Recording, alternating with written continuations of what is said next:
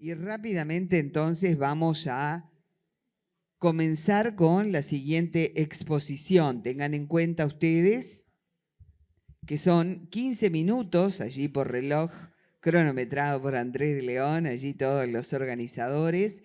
Y también, ahora que ya están todos, presten atención por favor.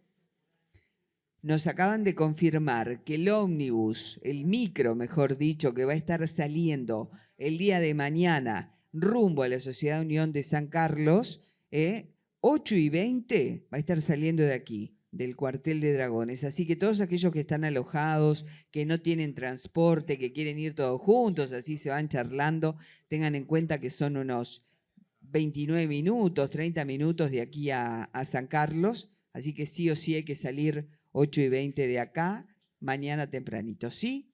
Muy bien, comenzamos. José Gómez Lagos de Tacuarembó, bienvenido a Maldonado entonces, hablando de hitos musicales de Tacuarembó, bienvenido y lo escuchamos, adelante.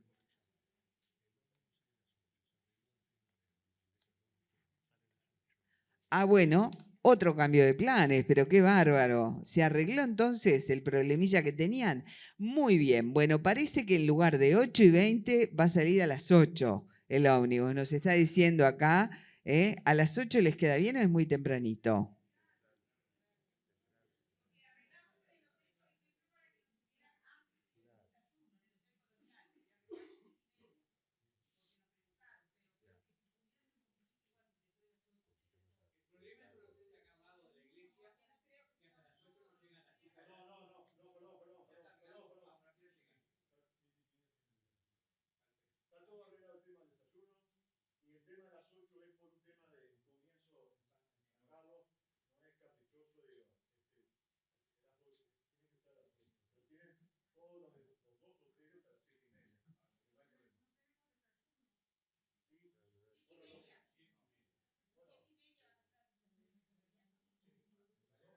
Bueno, muy bien. En un ratito después, todavía queda un rato de ponencias, así que antes de que se vayan, seguramente vamos a llegar todos a un acuerdo. Adelante entonces, como decíamos, José Gómez Lagos de Tacuarembó, hablando de hitos musicales precisamente de aquellas tierras. Adelante.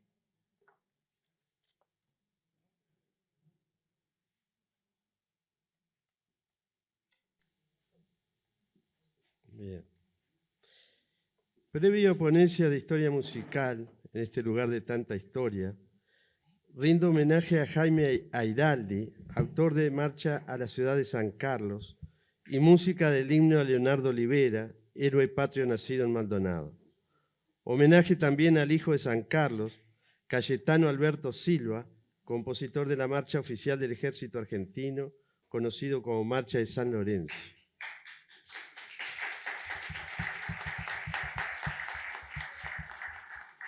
Hitos musicales de Tacuarembó. Desde el nacimiento de Villa San Fructuoso, en el entonces departamento de Paysandú, con escasos centenares de pobladores, la música, la danza y el teatro fueron las actividades culturales preeminentes. Tempranamente tuvo afamados guitarristas, entre los que destacaban el futuro brigadier general Fausto Aguilar y Rosendo Barreiro.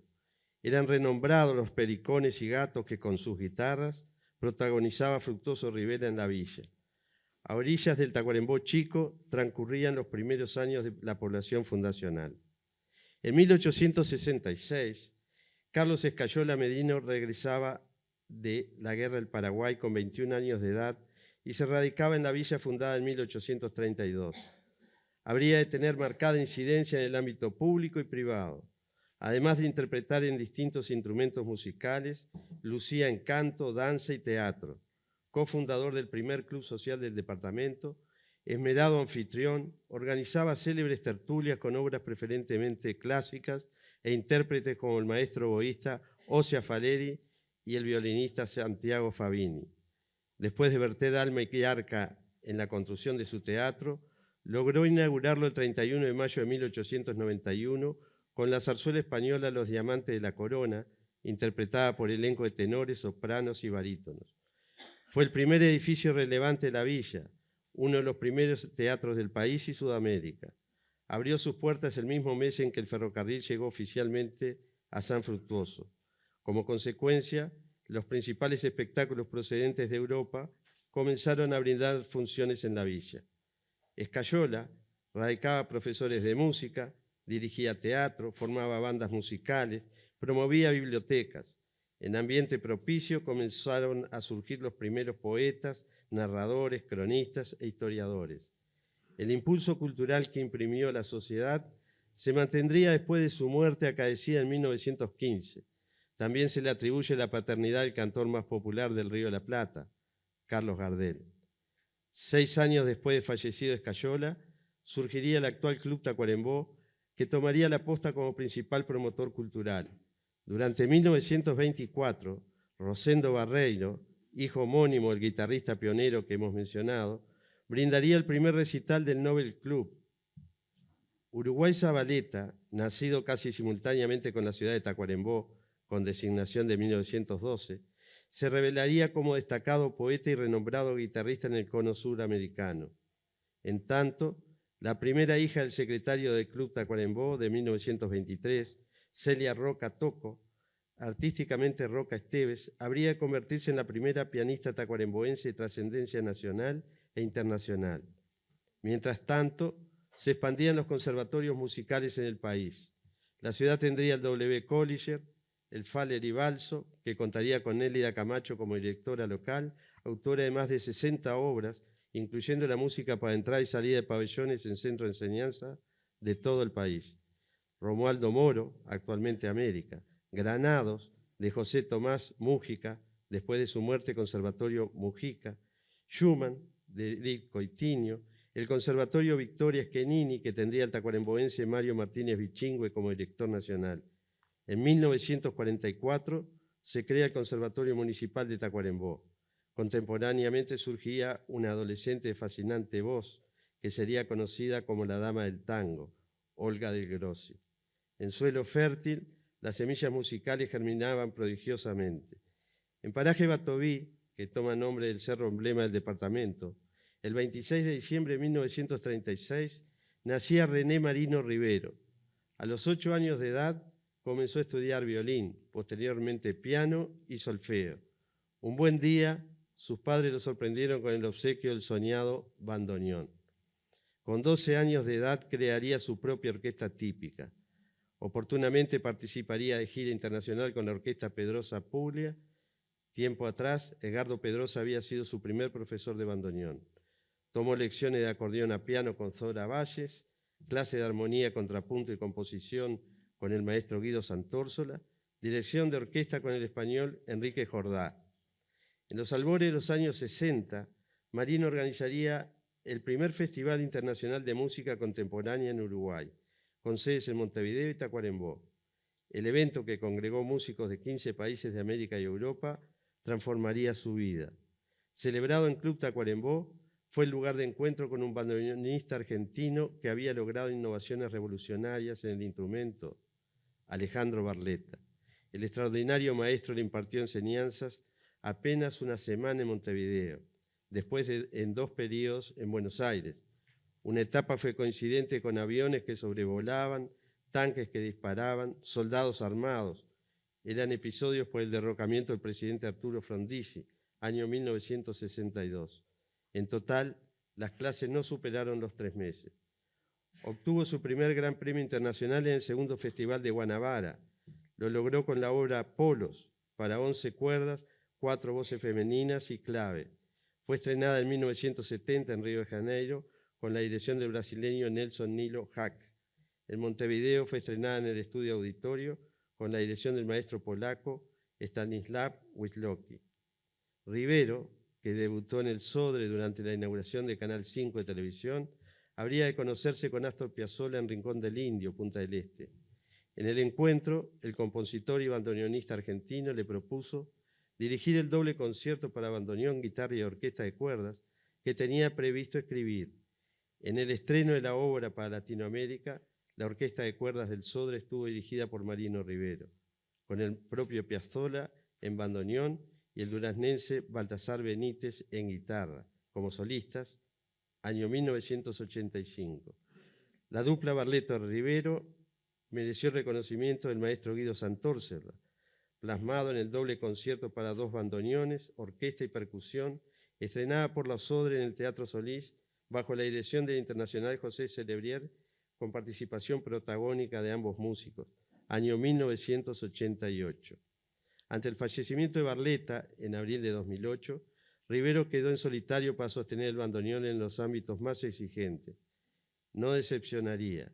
Fueron aclamadas sus interpretaciones de la tocata y fuga en re menor de Bach, también por obra de Frescobaldi, Handel, Grieg, Chopin, Vivaldi, Busteude, Telemann, Bartók, Prokofiev. Además, el público celebraba sus extraordinarios aportes en folclore, significativamente en tango y milonga. En los países y recintos más importantes de la música, su excelsitud fue destacada por la crítica especializada. Desarrolló una composición vasta, caracterizada por su profundidad, diversidad y singularidad. Compuso para orquesta de cámara, sinfónica, coral, solos de bajo, guitarra, bandoneón, violín, piano y órgano.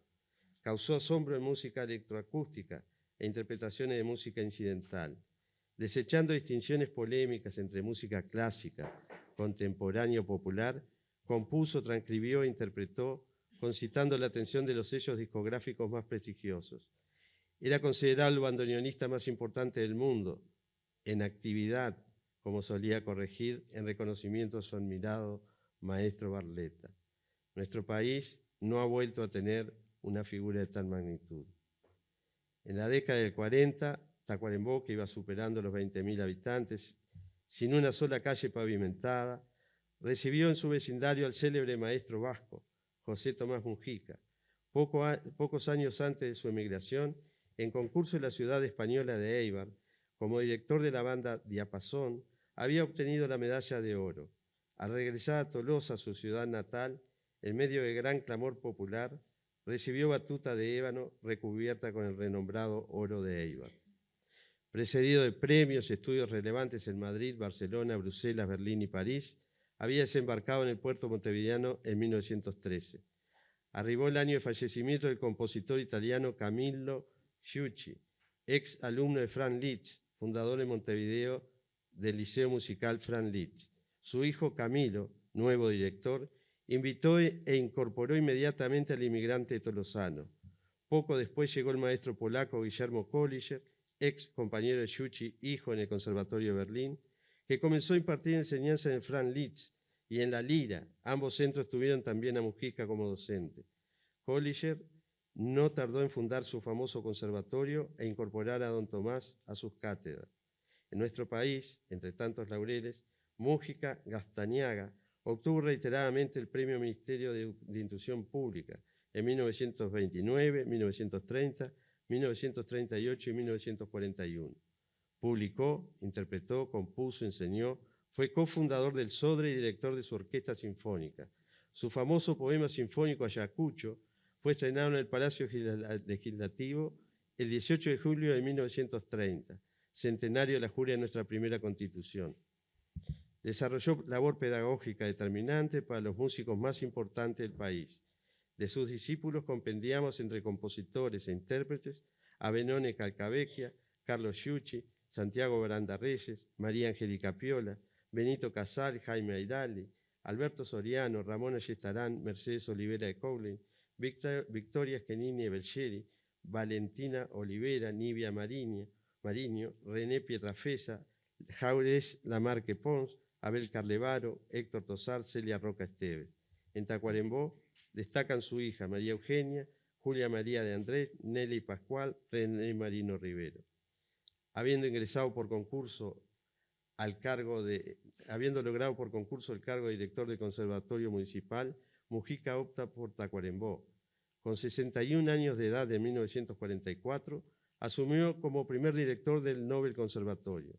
Ni antes ni después, la ciudad tendría radicación de figura musical de tanta relevancia. Calcavecchia, su primer alumno, había resultado trascendente en la carrera de Eduardo Fabini. Anteriormente, Fabini había resultado fundamental para que Mujica emigrara a nuestro país cuando se conocieron en el Real Conservatorio de Bruselas, año 1905. Don Tomás ha dejado extensa obra. También ha sido extensa la obra compuesta para textos de relevantes tacuarembóenses como Ildefonso Pereda Valdés, Gesualdo Sosa, Walter Ortiz Ayala, Washington Benavides, Barzabás Ríos. Después de 8 décadas, desde el 10 de febrero de 1883, en Guipúzcoa, Mujica sigue dejando enseñanzas en el siglo XXI. Falleció en Tacuarembó el 15 de febrero de 1963. Profundamente conmovido, su antiguo alumno René Marino Rivero lo honraría con el único requiem que compondría. La técnica que logró desarrollar Marino le permitió alcanzar sonidos desconocidos en bandoneón. El 4 de octubre de 2009 brindó en Club Tacuarembó el que sería su último concierto. Presentó la suite lugareña en homenaje a Carlos Gardel, en estreno para Latinoamérica. Sin nada que preanunciara, tuve la sorpresa inmensa que me honrara con su dedicatoria. Falleció el 11 de marzo de 2010. En 2015, Club Tacuarembó inauguró la primera escultura al ilustre tacuarembóense, creación del artista Carlos Sabaño Galán. En tal ocasión, se presentó el relevante disco póstumo que contiene grabaciones en vivo del propio Rivero. También contiene obras del maestro interpretadas por prestigiosos músicos radicados en el país y en el exterior, merced a la visión y empeño de la insignia guitarrista compañera de dúo, Gabriela Díaz. Máximas figuras internacionales. Mujica, vecino que en Tacuarembó firmaba su primer apellido con J y sin tilde, ya no el Mújica original con tilde y con G. René Marino Rivero, ilustre tacuarembóense. Carlos Gardel, también nacido en Tacuarembó, como declaraba pública y privadamente, nacido en el mismo año que Tomás Mujica, ¿era realmente hijo de Carlos Escayola? Las investigaciones han ido confirmando tal filiación. Tacuarembó con música desde el nacimiento, desde Uruguay al mundo. Hitos culturales de Tacuarembó. Muchas gracias.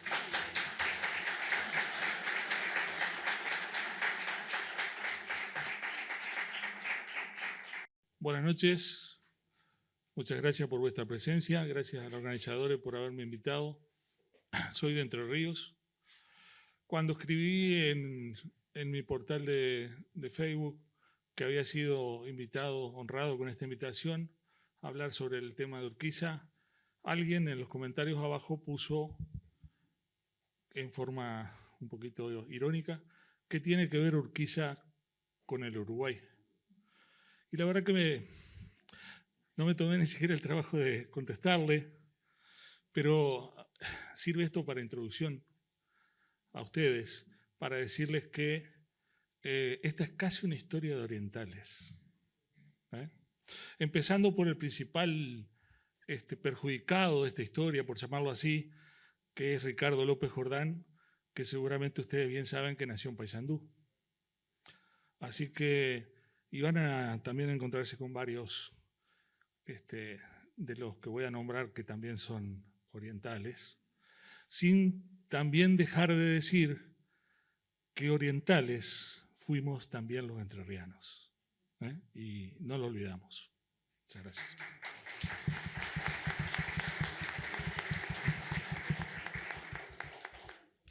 La primera cosa que quiero mostrarles en esta iconografía ahí de la muerte de Urquiza, que es bastante parecida a lo que fue en la realidad, donde se hace el general, su señora esposa Dolores Costa, que se interpone contra los que lo están ultimando, el que tiene la daga con el sombrerito y redondo es Nicomedes Coronel, y salen acá varias cosas que me interesa puntualizar. La primera es que en su gran mayoría todos los que están presentes en este magnicidio portan uniforme del ejército de la Confederación. Y esto no es un hecho casual. Voy a profundizar sobre este tema. Siguiente. La muerte de Urquiza es la concatenación de una serie de hechos. Esa es la primera cosa que quiero dejar en claro. Estos hechos arrancan, por decirlo cronológicamente, en la batalla de Pavón. En la batalla de Pavón se produce un quiebre entre lo que era la relación de Urquiza con sus generales, en primer lugar, principalmente con López Jordán, que era su segundo, y con la ciudadanía o lo que llamamos la entrerrianía. La entrerrianía, ni sus generales ni la entrerrianía le perdonan a Urquiza haberse retirado de la batalla de Pavón. Más allá de que entre en consideraciones técnicas sobre si era necesario hacerlo o no, si había circunstancias que agravaron esta cuestión, por ejemplo, una historia de traiciones que se presentaron entre el Derqui y Urquiza, los papelitos que encontró Urquiza en el sobre todo de Derqui. Bueno, todas esas cuestiones hacen, digamos, un poco la frutilla del postre, pero la cuestión principal es que Urquiza, en esa marcha atrás que pega, que la mayoría de los historiadores argentinos intentan mostrar como un ejemplo de grandeza, porque de esa manera él le dejó abierta a Buenos Aires la hegemonía sobre Argentina. En Entre Ríos eso fue visto como una traición. Y eso después es corroborado con los asesinatos políticos que ustedes pueden ver en toda la geografía argentina. Están muy bien detallados por Isidoro Ruiz Huidobro, que asesinatos de Varela, Peñalosa, Benavides, Virasoro y Avestarain. Quizá el de Avestarain el más sanguinario de todos por la forma que fue hecha. Pero ninguna de estas personas fue totalmente ajena a Urquiza.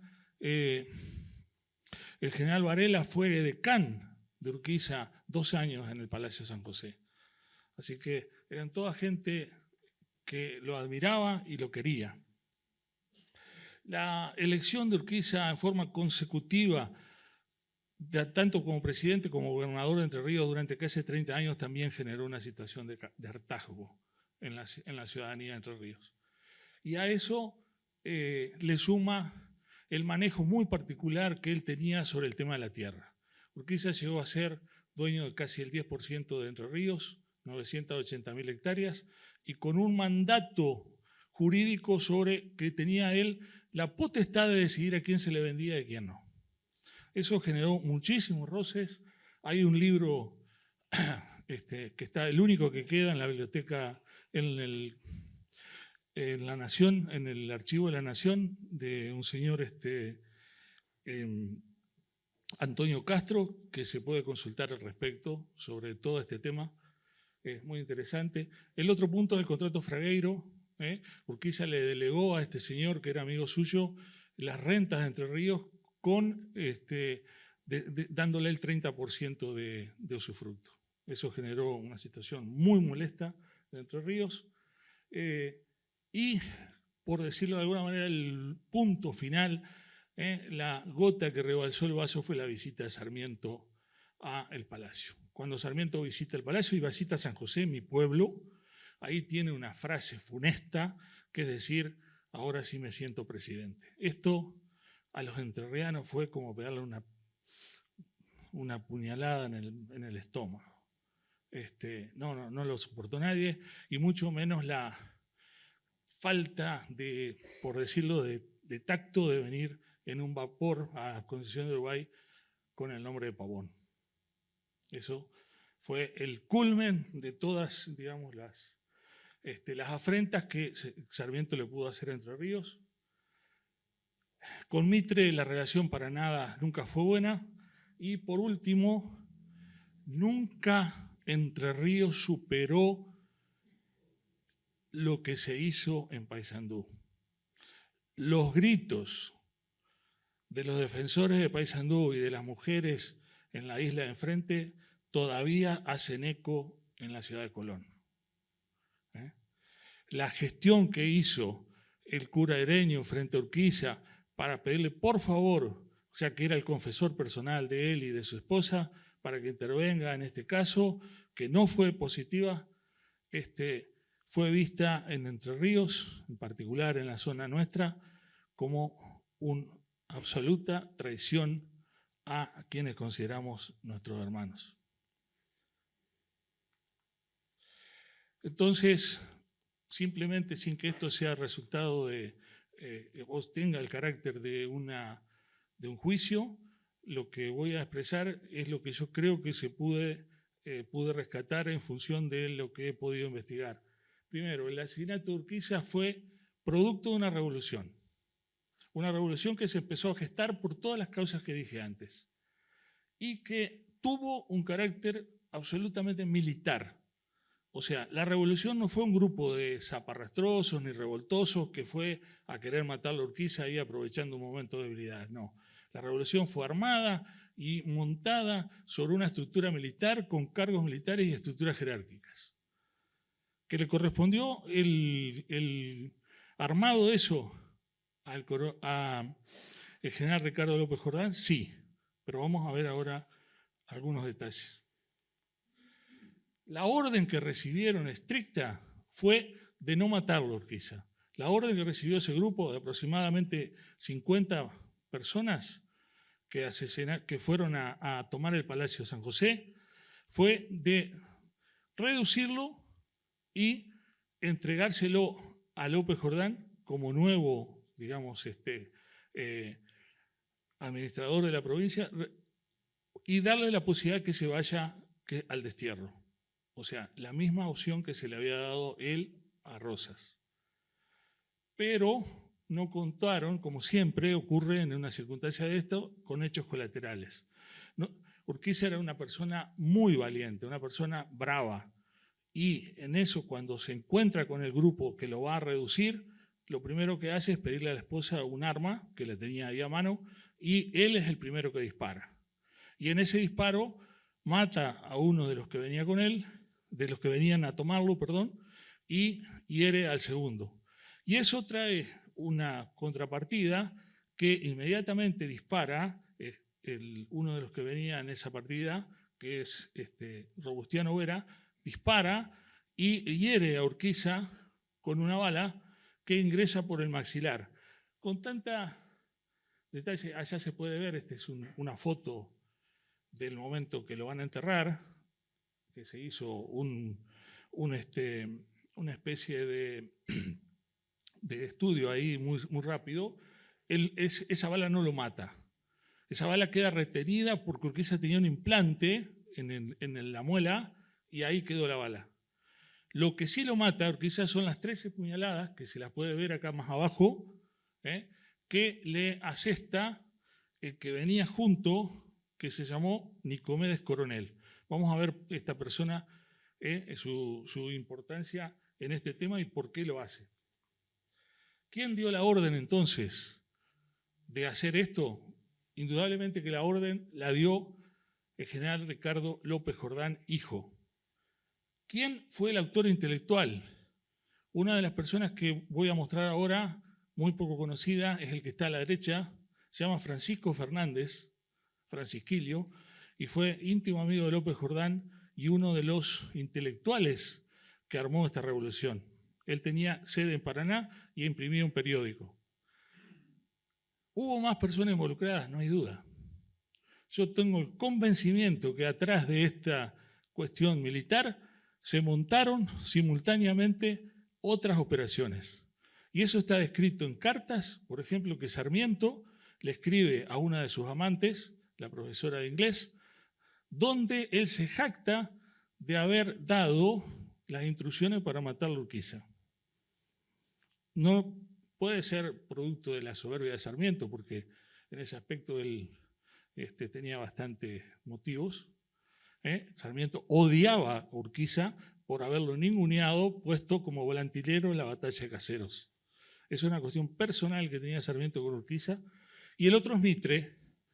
No voy a hablar de Mitre, porque no tengo tiempo, simplemente para describir lo que era.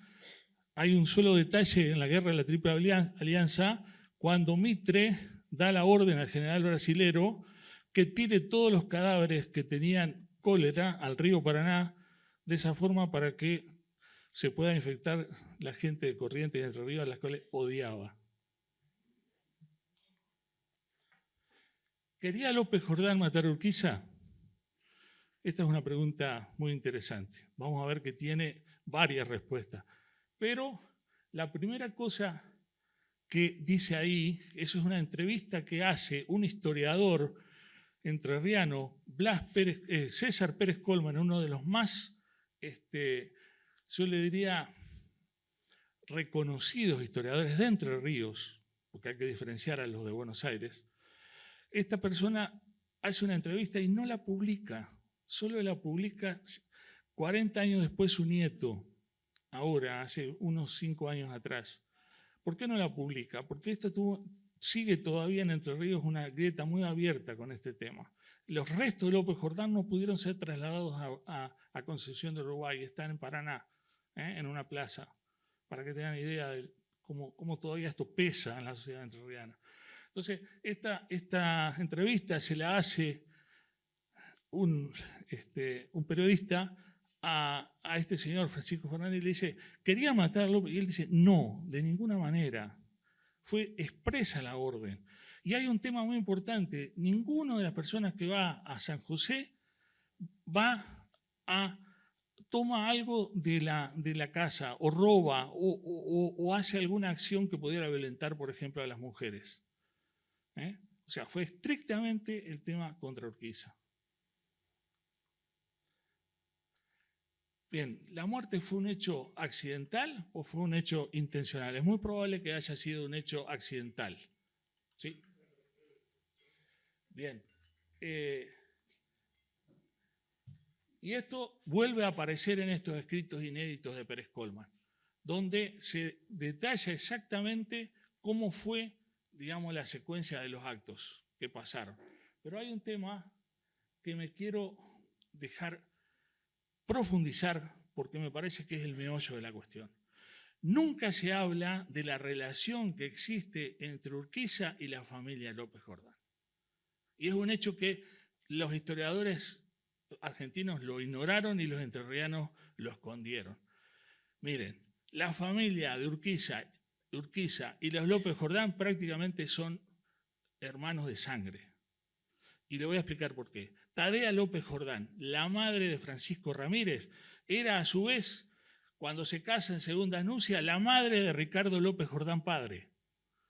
O sea, el padre de Ricardo López Jordán hijo, que es el que está sindicado acá. Ahora, si como eso no bastara, Francisco Ramírez, que toda su vida, ustedes saben, fue el compañero de Delfina, tenía una novia con la cual se iba a casar, Norberta Calventos. Nunca se casó, pero su hermana, Segunda Calventos, fue la segunda mujer o la primera mujer oficial de Urquiza con la cual tuvo 5 hijos. 5. Y su hermano, Cipriano Urquiza, que fue la mano derecha de Pancho Ramírez y el gobernador de Entre Ríos delegado por Urquiza, y en quien Urquiza confió todos sus negocios, era casado con una López Jordán.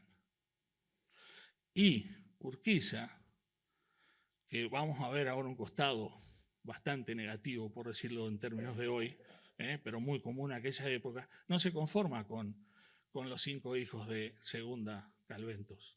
También va y pide la mano de Cruz López Jordán. Y con ella tiene una hija que se llama Ana, y que miren ustedes, se lleva a vivir a Cruz López Jordán y a Ana junto con su esposa Dolores Costa al Palacio de San José. Entonces, toda esta cuestión es vivida por Ricardo López Jordán hijo, porque era el ahijado de Cruz. Y él escuchó durante toda su infancia, Cruz muere a los 40 años, llorar a Cruz porque Urquiza nunca se casa con ella. ¿Y por qué Urquiza no se casa nunca con ella? Cuando era de las familias más prestigiosas que tenía Entre Ríos. Sí. Porque, no sé si lo saben ustedes, pero en el Tratado del Cuadrilátero, en un pacto, en un artículo secreto, después de la derrota de Ramírez, los otros gobernadores deciden que ningún miembro de la familia López Jordán Ramírez podía llegar a ser gobernador de Entre Ríos, por lo menos por un periodo de 3 años. Ese es el motivo por el cual Urquiza no le toma habiéndoselo prometido a su suegro, Ricardo López Jordán padre, no toma o no le pide matrimonio a Cruz, porque no, él quería ser gobernador. Entonces, fíjense ustedes, como toda cosa, nunca hay una sola causa. Y nunca las cuestiones históricas son simplemente cuestiones ideológicas. Acá hay cuestiones familiares, sentimentales y económicas. Y en toda la vida real esto ocurre.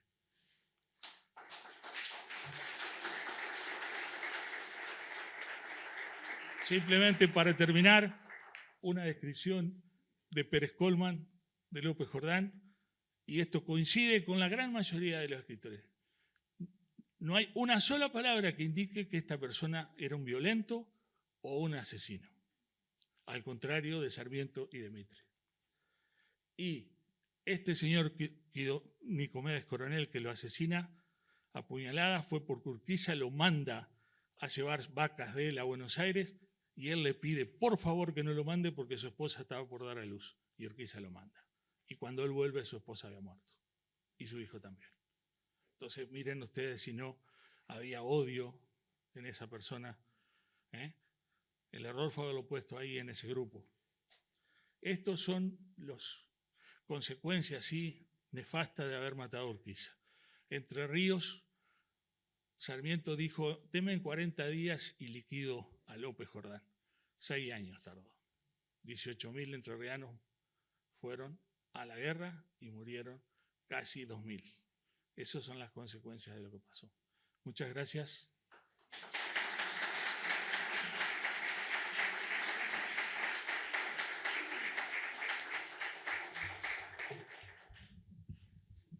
Bueno, muy bien, muchísimas gracias. Qué historias tan interesantes, ¿no? Pero bueno, el tiempo apremia y tenemos, bueno, que tratar de seguir adelante. En este caso vamos a darle la bienvenida. Él llega desde Fraiventos. Nos estamos refiriendo a Robert Retamar. Va a realizar la presentación de su libro llamado Plateros Orientales y tiene 10 minutos contados a partir de ahora. Adelante.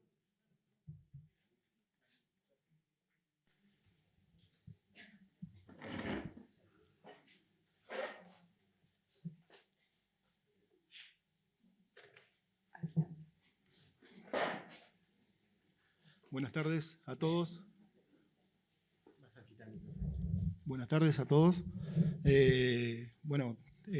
Agradecer primero a Andrés, que nos conocemos de hace años, por darme la posibilidad de estar acá presente, hablando un poco de este nuevo libro de mi autoría. Es el segundo que realizo. El primero fue el libro Sarandí 50, que salió en el año 2021, que trataba sobre, fue una reseña sobre todas las casas introductoras de nuestro país que comercializaron cuchillería y platería, el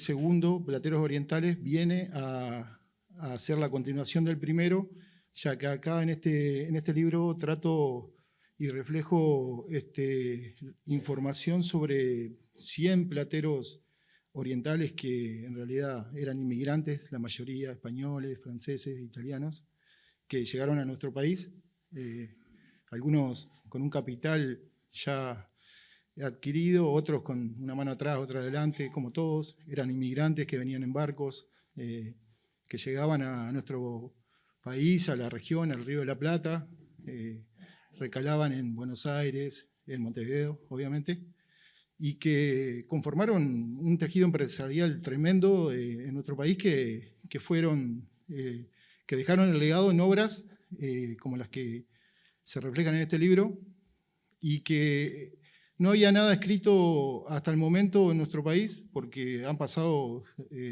si tomamos en cuenta la época dorada de los plateros en nuestro país, ocurrió entre 1880, 1920, 1930. Y de esa manera, hasta el día de hoy, estamos en 2025, no había nada escrito sobre el tema, y es un vacío que había que llenar de alguna forma, porque tenemos el Museo del Gaucho, que es algo excepcional, que lo invito a todos a conocerlo en Montevideo. Y estaban las piezas en el Museo del Gaucho, pero no había documentos como para respaldar esas piezas. Y bueno, este libro viene por lo menos a poner punto final a esa etapa de nuestro acervo cultural que comprende también nuestros plateros. En el libro es una introducción bastante larga de 11 páginas, porque la platería criolla en realidad en nuestro país, yo la enfoco en este libro entre 1880 y 1940, pero viene mucho más atrás. De hecho, viene con los primeros barcos de los conquistadores españoles que llegaban a estas tierras a buscar riquezas. Dentro de esos barcos ya venían españoles con oficios diversos, ¿no? Como ebanistas, zapateros, plateros. Entonces, de esa manera no tenemos que reducir este libro solamente, si bien reduce a la parte de Uruguay, la platería criolla y la platería en general ya tiene una tradición de más o menos 500 años acá en nuestra zona. La parte de este libro que continúa la introducción tiene un capítulo sobre el criollismo también, que es una etapa que en nuestro país, o sea, no fue de nuestro país, sino que fue de toda América, donde se quiso que yo haga un capítulo justamente porque estudiando las piezas de determinada época de nuestro país, vemos reflejado que el criollismo también se pudo aplicar a la platería, o los plateros lo aplicaron a la platería, y por eso hice un capítulo especial sobre eso. Otra parte del libro es la de los plateros asociados, que eran entre distintas ciudades. Por ejemplo, había plateros que trabajaban en 33 y con una ciudad cerca, que puede ser, no sé, Fraile Muerto, está cerca, ¿no? Sí, claro, exactamente. Por ejemplo, por decir un apellido, Radiccioni, estuvo radicado en 33 y también hubo un hermano en Fraile Muerto. Trabajaban asociados, sellaban esas piezas en conjunto, y bueno, eso es algo inédito que yo pude descubrir a través de analizar durante 10 o 15 años piezas diversas, y que trata de entender cómo se nucleaban, a pesar de que en Uruguay no había gremios de plateros, no había, en realidad trabajaban por sí solos. Algunos tenían talleres, otros trabajaban en relación de dependencia, pero era un oficio que dejó obras incomparables para nuestro país. De hecho, también tengo un capítulo dentro del libro referido a Máximo Santos y su época en nuestro país, porque Máximo Santos reflejó a través de su vida, del derroche, del lujo que lo rodeaba, se reunió de plateros mayormente italianos, que hicieron trabajos excepcionales para él, que están al día de hoy, están reflejados acá en el libro, se pueden ver en el Museo Histórico Nacional, que justamente yo tuve la oportunidad de fotografiar esas piezas, que hasta el día de hoy no estaban documentadas porque en realidad estaban sellados por un platero italiano de apellido Mantegani, José Mantegani, que fue uno de los más importantes de nuestro país. De hecho, la tapa del libro es una pieza de Mantegani, son unos pasadores. Y Máximo Santos tuvo mucho impulso para llevar adelante, por ejemplo, la Escuela Nacional de Artes y Oficios, que si bien la creó La Torre, Máximo Santos la impulsó dándole mayor apoyo económico y también contratando a plateros para que hicieran docencia y dejaran una escuela que podríamos situar hasta 1930, 1940, estuvieron esos plateros activos. Luego de 1940 ya no hubo, obviamente generacionalmente todos coincidieron, eran entre 1850 a 1900. Entonces, luego de esa etapa gloriosa de nuestro país con respecto a la platería, el tiempo transcurrió hasta la actualidad con muy pocas casas relacionadas al ramo. Pero este libro refleja la etapa dorada dentro de nuestro país, que ocurrió coincidió con la presidencia de Santos, hasta inicios de, un poquito más, pasado 1900. Parte de esta, hice una presentación hace unos días en el Museo del Gaucho y la Moneda, porque ameritaba hacer este libro, no cabía otra posibilidad que hacerlo ahí, por el hecho de que ahí está montado el Museo del Gaucho, con muchísimas piezas que realmente muchos uruguayos aprecian, que se ven aún en remates de catálogo, pero ese museo necesitaba un libro. En realidad, los uruguayos necesitaban un libro. Y parte de, cuando estuve pensando este libro que surgió como consecuencia de hacer el primer libro, el Sarandí 50, era dejar plasmado en el papel la historia de cada uno de ellos.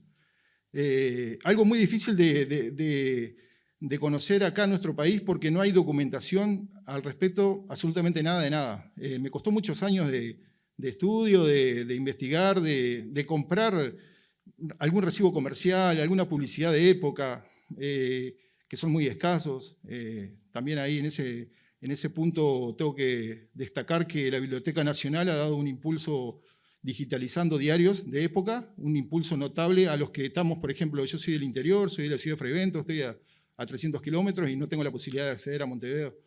Y parte de la documentación que yo volqué dentro del libro fueron años leyéndome parte de diarios, por ejemplo, de San Carlos, acá, que con Andrés a veces hemos intercambiado alguna publicidad, pero aún así era un tema que estaba totalmente vacío, que había un vacío que la verdad a mí me molestaba, creo que a vos también, ¿no? Porque estábamos frente a nosotros que nos gusta la platería, que no hubiera algo al respecto documentado, era un debe del Uruguay todo, cuando tenemos, como digo, como repito, el Museo del Gaucho, que es excepcional al día de hoy. También en este libro, la introducción, a pesar de que es amplia de 11 páginas, la hice justamente porque todo comenzó en Buenos Aires, al tener fundación antes que Montevideo. Entonces, los primeros plateros de la época se registraban ante el Cabildo, donde rendían examen y bueno, posteriormente los aprobaban. Parte de entenderlo es leer la introducción.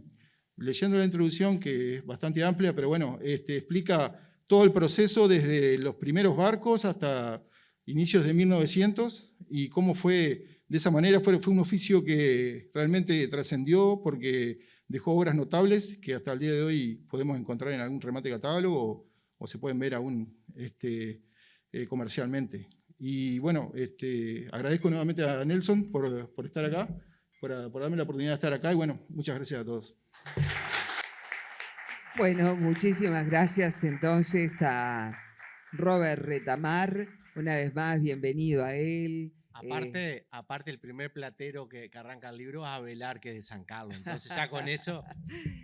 Interesantísimas las historias y además todo lo que hemos aprendido y todo lo que nos queda para aprender en lo que resta de esta jornada y todo lo que será la jornada de mañana allí en la Sociedad del Teatro Unión de San Carlos. Vamos a continuar y de Frei Bentos nos venimos para Maldonado. Tenemos una presentación de un libro que está a cargo de Marcelo de León. Bienvenido, Marcelo, tiene el libro por allí. Vamos a presentarlo, vamos a mostrarlo acá. Tocante a lo que usted me pregunta. Una historia de Maldonado en los tiempos de Juan Montañés, 1796-1838. Tiene los 10 minutos entonces para contarnos de qué se trata esta historia.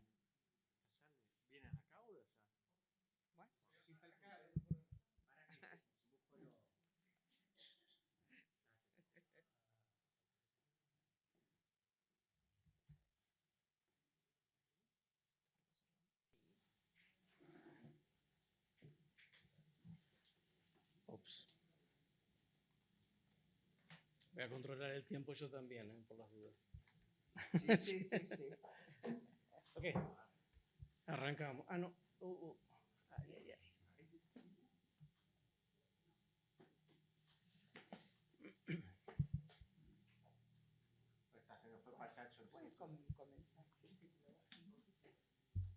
Sí, pero necesitaba la...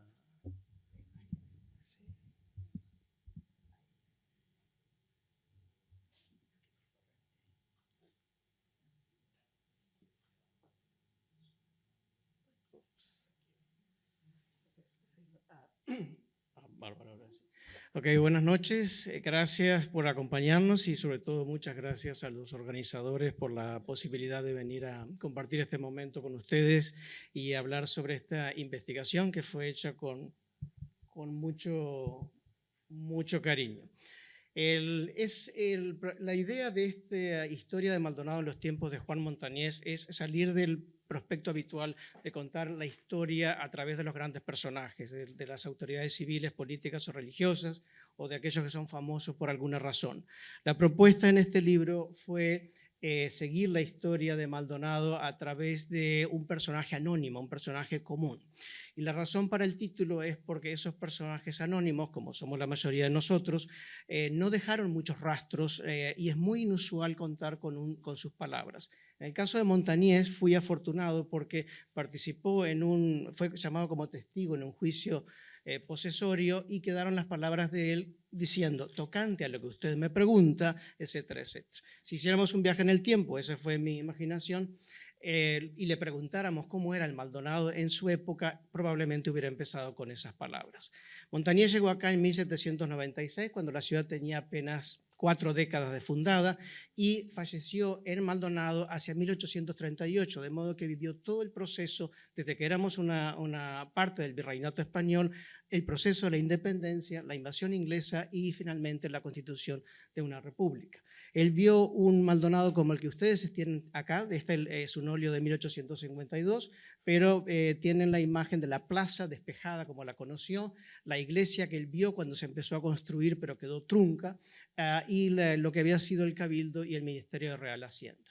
No es una biografía, él es simplemente la excusa para, a ver si puedo manejar esto. No, esto es solamente puntero, ¿verdad? Perfecto. Es la excusa para contar la historia de esta ciudad de Maldonado que tiene una larguísima historia y que él la vio casi desde sus comienzos. También habla sobre la inmigración, cómo se llegaba acá, y una de las vías por las que se llegaba era el ejército. Estamos en el cuartel de Dragones y él fue dragón. Probablemente fue una de las razones por las que se lo asignó a Maldonado y también coincidió aquí en la época en que estaba Artigas. De nuevo repito, no es una biografía de él, sino de contar a través de él cómo era la vida de la gente común, la vida de los soldados o la vida de los fernandinos de esa época. Vivió en algún lugar de este damero, que es el primer plano que tuvo la ciudad de Maldonado, que se hizo en el año 1783. La ciudad era mucho más reducida que ahora, bordeada de dunas por un lado, y con una gran lucha por sobrevivir en un medio bastante hostil. Lo que está marcado ahí en el centro, naturalmente, es la plaza. Vio la arquitectura civil y la arquitectura militar, como la que tenemos acá. Cuando él llega en 1796, el cuartel Dragones, donde estamos ahora, está en las últimas etapas. Algunos dicen que nunca se terminó, pero si se terminó en 1797. Pero al mismo tiempo había gente en la ciudad. La pregunta es, ¿cómo vivía la gente común en una ciudad que era modesta, humilde, con muchos ranchos? Había construcciones o casas de mejor tamaño. En el caso de la gente común de pocos medios, él era soldado, así que sus ingresos no eran gran cosa, tenía familia, probablemente tenía una finca afuera. La idea fue explorar qué necesitaban las casas de esa época, tomando, por ejemplo, como guía el plano de poblador de Rafael Pérez del Puerto, donde ustedes pueden ver lo que era considerado mínimo esencial para que una casa fuera confortable en la época. También, así como vio la evolución en esos años de la evolución de la arquitectura civil y la arquitectura militar, Montañés fue testigo de los cambios de la arquitectura religiosa, lo cual también nos lleva a explorar un poco las ideas de la época, las concepciones. Hay quien dice que al principio los fernandinos eran bastante fríos en religión. La cuestión es que tuvimos varios templos, de los 4 dentro de la ciudad misma. Montañés llegó a conocer por dentro 3, el cuarto solamente quedó trunco, que es la actual iglesia de Maldonado. Uno de los episodios que vivió Maldonado en esa época y que es ineludible en una historia, si bien no tengo evidencia de que Montañés estaba en ese momento acá, porque sé que estuvo brevemente en Santa Teresa, fue la invasión de los ingleses. Hasta la fecha creo que es el peor episodio, el más traumático y trágico que vivió la ciudad de Maldonado en toda su historia. 3 días de saqueo. Y traté de darle la suficiente atención que a veces la historiografía nacional ha pasado por alto, donde solamente aparecen unos renglones y toda la atención va para Montevideo. Pero Maldonado sufrió mucho, fue una primera experiencia para los ingleses. Este óleo no es de la época, pero lo puse aquí porque les da una idea de cómo se veía más o menos la bahía de Maldonado despejada, sin árboles, y la Torre del Vigía en su aspecto original, que era de ladrillo, no tenía balcones, y probablemente fue como se veía en el momento de las invasiones. Y esto me trae a colación algo que en su momento dijo el doctor Cairo, muy oportunamente me quedó, dijo, qué suerte que tuvo Montañés cuando di la charla por primera vez, que vio construir la Torre del Vigía. Al mismo tiempo que tiene esos incidentes, hay otros incidentes políticos que nosotros conocemos a través de los grandes titulares. La pregunta es cómo se vivió en el día a día. Por ejemplo, la revolución. Sabemos que la revolución, tenemos a los patriotas, los rebeldes, pero ¿qué ocurría en la vida de cada persona? Por ejemplo, Montañés era español y sus hijos eran americanos. Hay casos de las fuentes que hablan de los conflictos internos de las familias por esa tirantez. En Maldonado se vivió tirantez. Apareció un panfleto diciendo muerte a los españoles. Otro señor decía hay que ejecutar a estos revoltosos, que eran, digamos, los revolucionarios. Y en la historia trato de explorar un poco esos sentimientos que llegaron incluso a un punto tal de tensión que se declaró una especie de estado de sitio en Maldonado en determinado momento. Otro incidente político, la historia pasa, tiene más elementos, simplemente estoy tratando de simplificar a grandes rasgos, fue el acta de ratificación de lealtad al emperador de Brasil. Un episodio espinoso que los historiadores se debaten hasta el día de hoy por explicar cómo fue que pasó y por qué pasó, que en este caso más de 300 personas, y otros cabildos del interior lo hicieron también, reafirmaron su lealtad al Brasil en lugar de promover la independencia. Este es del año 1823 y entre las 300 personas, muchas de ellas pasaron a la historia, muchas no, está el señor Montañés en el tope de una de las firmas que está ahí. Otros son personajes de Maldonado, son autoridades de toda la jurisdicción. Como la historia es de la historia de la vida común, obviamente no puede estar ausente lo que es el comercio y los comerciantes, los oficios, las ocupaciones de la gente de la época. Mi personaje en este caso fue dueño de una pulpería, con lo cual podemos hablar de qué era una pulpería, cuáles eran las funciones que cumplía y cómo reflejan esa existencia o inexistencia de pulperías los distintos avatares que tuvo la ciudad de Maldonado. Porque la ciudad de Maldonado sufrió mucho con las idas y venidas, las ocupaciones. En algunos casos le sirvió, como un señor muy conocido acá que plantó un almacén cuando se instaló el ejército portugués en 1812, porque era como tener una base militar. Pero en otros casos, afectó mucho el comercio. Repitiendo lo que dije al principio, esto se enfoca en la vida privada y la vida cotidiana, la vida del día a día de los personajes comunes, porque son las más difíciles de encontrar. Es lo que se habla un poco de historia de las mentalidades también, la mentalidad de la época y qué se creía, cómo se vivía y cómo transcurrían los días. Eso incluye los interiores de las casas, las decoraciones de las casas, la costumbre, la etiqueta, y hay varias fuentes de extranjeros que visitan acá y nos dejan su testimonio sobre cómo eran los fernandinos. A veces en algunos casos los comparan con los carolinos o con los rochenses, y también con muchos prejuicios cuando son europeos. Es una historia que habla de la división de la sociedad por nacionalidad. Cuando tuve acceso a fuentes hablé cuántos orientales habían, cuántos eran extranjeros, de dónde eran. Clases, que es el término que en esa época se usaba para lo que hoy diríamos razas, qué composición había en Maldonado, los diferentes trabajos, las proporciones de hombres y mujeres que varían por los continuos conflictos que hay. Recuerden, Montañés abarca todo un periodo conflictivo en esa época y los hombres van a pelear, otros mueren y otros escapan, lo cual afecta también las posibilidades de formar familia, y en la historia hablo de por qué era tan importante formar una familia. Recuerden que son tiempos antes de la previsión social. La familia es el sostén en la vejez, los hijos son el sostén en la vejez. Las mujeres tenían además